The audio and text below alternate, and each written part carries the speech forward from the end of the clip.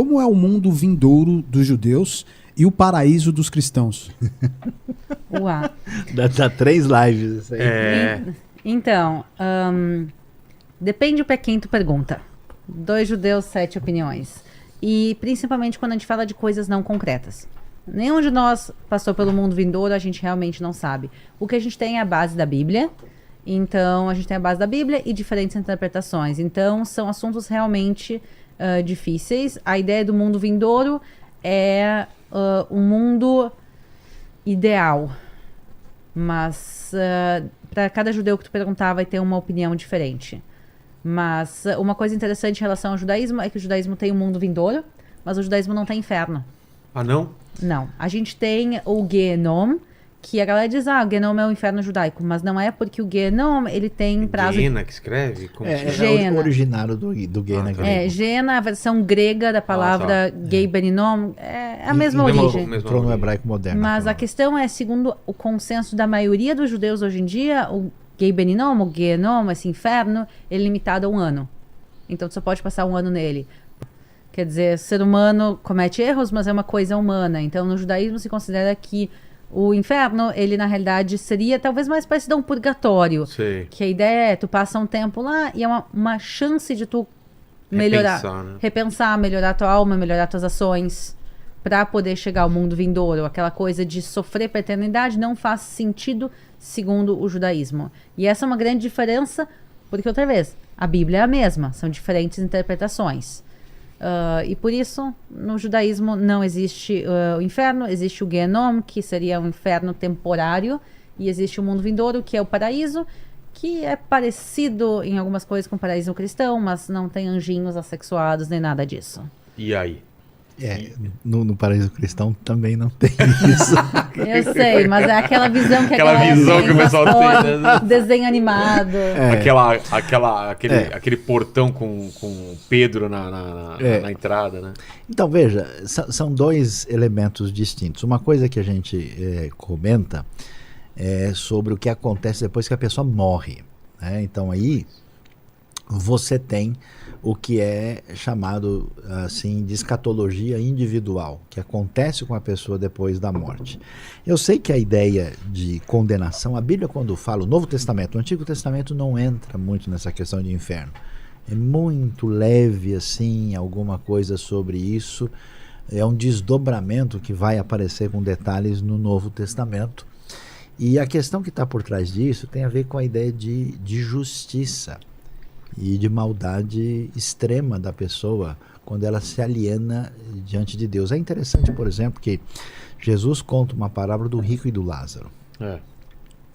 O curioso é que o rico chega do lado de lá e uma das coisas mais importantes que existe no pensamento hebraico é o nome da pessoa.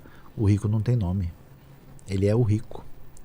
Curiosamente, o Lázaro, que vai ter bem-aventurança do lado de lá, ele é chamado de Lázaro, que é um nome que evoca a ideia de auxílio, de ajuda, de socorro. Então, a ideia de inferno na Bíblia, no Novo Testamento, ela é apresentada de maneira muito metafórica.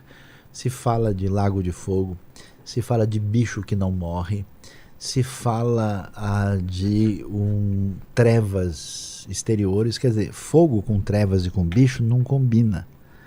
Consequentemente, nós temos uma descrição, que é uma descrição metafórica, que tem a ver com esse sofrimento quando alguém rompe plenamente com Deus. Quando você pensa num Idi Amin Dada, num Hitler, num Stalin, para mim é difícil perceber essas pessoas como tendo uma realidade no futuro onde ele passa por um processo simplesmente de algum tempo e depois, vamos dizer assim, vai dar tudo bem. Eu acho que a extrema crueldade, a maldade, a ruptura que acontece com uma pessoa é que ela perde a sua identidade. O rico construiu a sua vida toda em cima da sua riqueza como a sua essência. Ele acabou sendo entregue a si mesmo e ele permanece assim.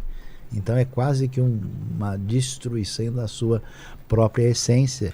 E depois que a gente vê certas coisas na nossa realidade, eu acho que o senso de justiça envolve em algum nível, algum desdobramento sério, porque eu acho que se a gente não tem a ideia de que o mal um dia vai receber o seu devido punição, a coisa corre o risco de acabar em pizza, e não é exatamente essa. Alguns lugares do mundo, alguns lugares do mundo a gente vê que a coisa acaba em pizza porque as pessoas de fato não pensam em termos de justiça. Então, nesse sentido, assim. Agora, isso tem a ver com a realidade do indivíduo que morre, vai estar na presença de Deus, ou ele vai ter a continuidade do seu distanciamento de Deus que ele definiu na sua vida aqui.